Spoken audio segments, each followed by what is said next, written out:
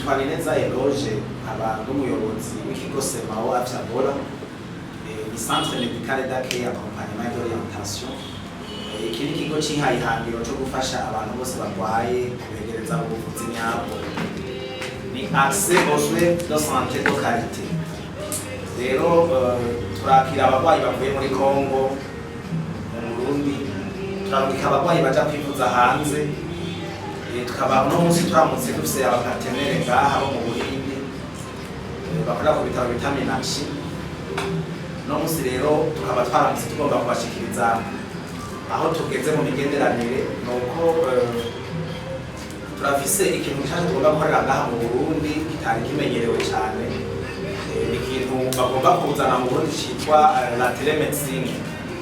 Uvuga yuko iri moderne cyane, kugira ngo baraza kuronka umwanya ukwiye kubisigura uko bizogenda nuko byifashe nuko bimeze. Uruhara rwacu ngaha muri Semao Afyabora icyo tuzokora nuko tuzoza turabwira tumenyesha abarwayi baba bava muri Congo cyangwa muri Tanzania basanzwe bivuza ngaha mu Burundi, cyangwa abakombani baraja kwivuza muri Tanzania ko ubwo buhinga bushasha bwaje ngaha mu Burundi. Araza kudusigurira ko cuma kizoba kiri, aho ubwo buhinga buzokorera, uko bizokorwa nuko bizogenda.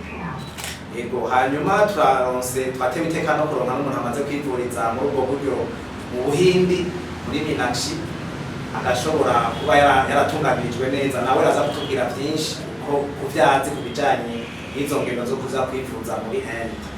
Iyo telemedicine ifise akamaro kanini cyane mu iterambere mu by'ubuvuzi turiko turagira, kuko ni icuma kigira diagnostic.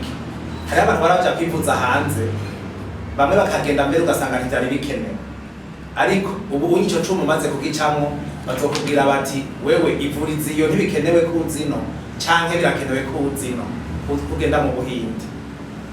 Nuko niko kamaro diagnostic.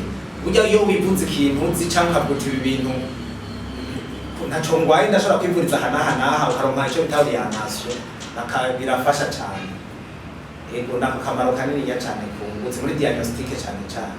Kugira ngo twiyumvire kuzana telemedicine mu Burundi, bwa mbere twiyumvire mu Burundi, twiyumvira kuzana telemedicine muri Afrika, kuko dusanzwe dukora ibintu bitandukanye, hari mu Kenya, hari mu Burundi, hari mu Malawi, dufise abapartenere nk'uko nabibabwiye. Hanyuma tumaze kwiyumvira ko twabishira muri Afrika, ico gihugu c'Uburundi caje kija mu bindi cifuza ko telemedicine. Rero nk'uko mwese ashaka iterambere, banasanzwe mu Burundi kandi umuntu nibaza yuko abwira ibintu bayiriza abandi, naciye niyumvira yuko coza mu Burundi ariko ibintu bisigaye nifata jewe ko dusanzwe dufise aho dukora. Umva rero arivyo twaraba kugira ngo iyo telemedicine tuyishire muri Kenya canke tuyishire mu Burundi.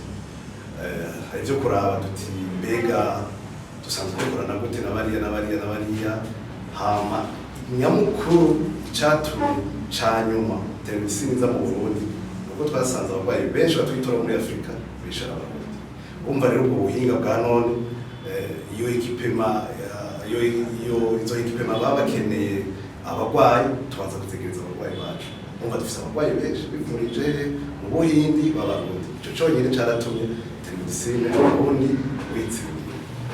Akunguko kazoza kakurikira telemedicine naka kenshi turakira abarwayi tugasanga bari baje bibaza yuko baje kwigurwa mu operation, bari bazi yuko barwaye ibigwara bikomeye, ugasanga ahubwo kubera uburyo bwo kuvugana na dogiteri w'umurembe ntibwigeze buboneka, baca usanga ivyiyumviro vyiwe birahindutse, ugasanga n'ivyiyumviro vyacu birahindutse. Uvuga ngo iyo umaze kumwandikira ariko azokigwa operation ntayikorerwa, umutwe wiwe urumva umengo vyose birahindutse, canke yaje yibaza yuko atazokorerwa operation, mugabo amaze kugirwa ama consultation, amaze kugirwa ama examen, muganga akavuga ati burya naho bavuze yuko urwaye bisanzwe imana yawe ikiri ibintu izofasha umurwayi w'umwene gihugu wo mu Burundi kuza muri Inde azi etat de santé yiwe, avuga ati ngiye kwamara ukwezi, ngiye kwamara amezi abiri, ivyo bavuga ngo Rome prévoit des dispose, mugabo à 80% atazi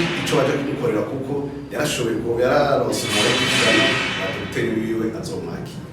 Tuma twahisemo Hope ubwa mbere twarose contact nziza Bomba tukirondera abantu dukorana mu Burundi twarabivuze twarabimenyesheje turarondera amakonekiso twarose benshi bashoboka ubwaragiciye hagati bomba abo nibo bashoboye kubandanya batuvugisha natwe tuvugana nabo hama ikindi nyamukuru twarashoboye kuza gukorana nabo kamedikali demerezire bomba twarabonye aho bakorera twarababonye twarakoranye activité hama nabo nyene 2020 mu kwa kabiri baraza barabona aho dukorera barabona ivyo dushoboye biganiro byo bandanye turabona ko bafite ishaka yo kubandanya